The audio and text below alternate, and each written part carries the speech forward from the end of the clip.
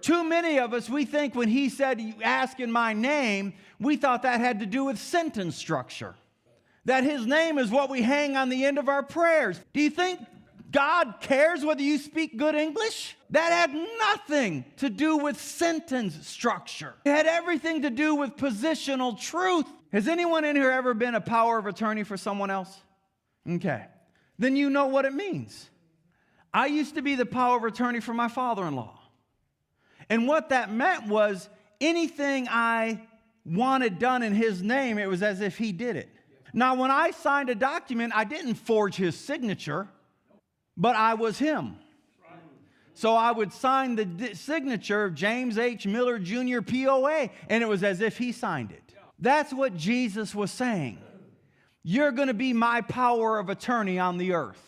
That whatever I would have done, that's what you do. How I spoke, that's how you'll speak. And when you experience this abundant Zoe life that flowed through the Christ, did Jesus ever encounter a need that there was no provision for? People have this idea that he was poor. He had 12 full-time employees. You don't gamble over a poor man's garments. Don't take one verse about a son of man having nowhere to lay his head and build a whole doctrine that he was broke. How can you be broke when you can talk over a little boy's lunch and feed thousands? Man, if that's broke, I want to be broke. We need to be like he was. So when he was saying, whatever you ask in my name, that wasn't hang my name at the end of what you say. That was be me. Do what I've done. And when you experience this kind of life, your joy will be unspeakable. Yes, sir. When you know the thrill of praying and it is instantly answered. When you're walking in that level of anointing, the anointing is addicting. You want that kind of life. You want to be able to lay your hands on the sick. You want to walk into a dark room and it light up.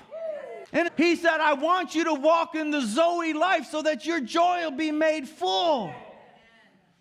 And it's time. I can't speak for any other church, but at Real Life Church, we need to access what he died that we would have access to. Again, this is the Lord speaking. He said, I will fill the soul of the priest with abundance. That word soul, because if you look it up in the Hebrew, it literally means the full being. It means they'll be full in the spirit, they'll be full in the natural, they'll be full emotionally, they'll be full relationally. I'm going to fill my priest with abundance. Well, in the New Testament, who's his priest? We are. And my people be satisfied with what? They'll be satisfied. I already told you what satisfied means.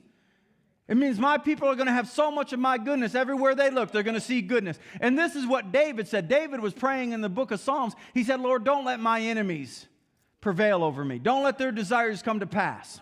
They speak lies of me. They're conspiring against me. And then he goes into the next verse, and he said, I would have despaired had I not believed I would see the goodness of the Lord in where? David said, I know I'm going to see his goodness right here, right now, and that's going to shut the mouths of my adversaries.